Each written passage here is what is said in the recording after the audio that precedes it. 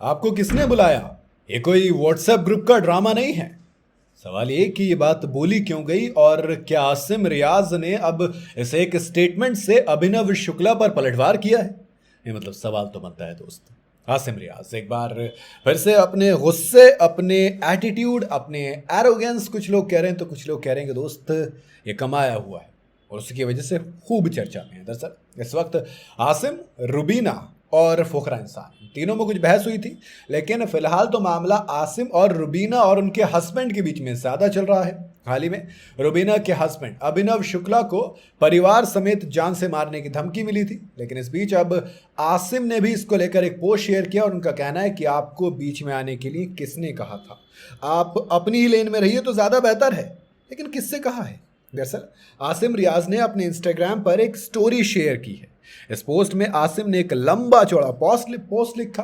अपने इस पोस्ट में आसिम ने कहा कि 4 जजेस आपस में बात कर रहे हैं, आपको किसने बुलाया और किसने इसमें पढ़ने के लिए कहा है? हीरो बनने की जगह नाक घुसाना बंद कर दो, ये ज्यादा बेहतर रहेगा।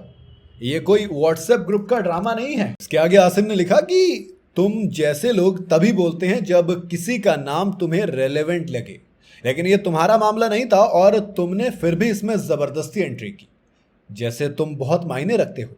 आसिम ने अपने पोस्ट में आगे क्या लिखा इसके लिए मतलब मैं कहाँ तक बोलूँगा, बहुत लंबा चौड़ा पोस्ट है।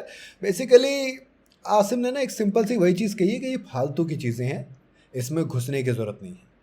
और लोगों ने कहा है कि आसिम ने ना ये कुछ और नहीं किया, ये अभिनव शुक्ला के लिए कहा है। बेसिकली वो ये कह रहे हैं कि भैया 4 लोग थे और जब चारों जजेस आपस में बहस कर रहे हैं तो तुम बीच में काहे कूद रहे हो बे? तुम्हारा क्या लेने देना इस पोस्ट से?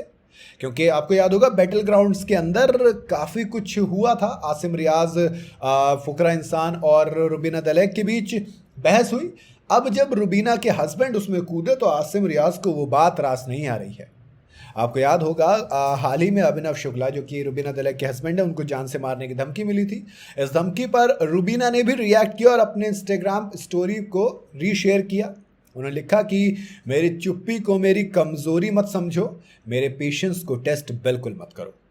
अब ये तो वार पलटवार तो चल रहा है, लेकिन इससे इतर जो दूसरी कहानी चल रही है वो ये कहानी चल रही है कि आखिर ये मामला इतना बढ़ता क्यों चला जा रहा है। देखो, सबसे पहली बात तो बाहर के किसी को भी इसमें घुसने का कोई मतलब बनता नहीं था।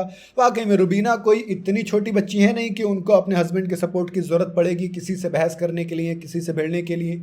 जो इंसान एक शो में खुद जज करने के लिए, मेंटोर के लिए जा रही है, तो वो किसी की ज़रूरत उसको नहीं है। तो आसिम रियाज के पीछे स्टेटमेंट देना, वी ऑल अंडरस्टैंड दैट कि तुम एज अ हस्बैंड वहाँ पर सपोर्ट कर रहे हो, बट मामला मेरे ख्याल से रुबीना दलेक और आसिम रियाज के बीच में रहे तो ज़्यादा बेहतर है, ऐसा आसिम को लगता है। बाकी आपकी क्या राय है इस पर? आप अपनी राय मुझे कमेंट में ज़रूर बताइएगा। वीडियो अगर आपको पसंद आई हो तो इसे लाइक और शेयर ज़रूर करें और जाते जाते चैनल को फॉलो और सब्सक्राइब ज़रूर करते जाइएगा।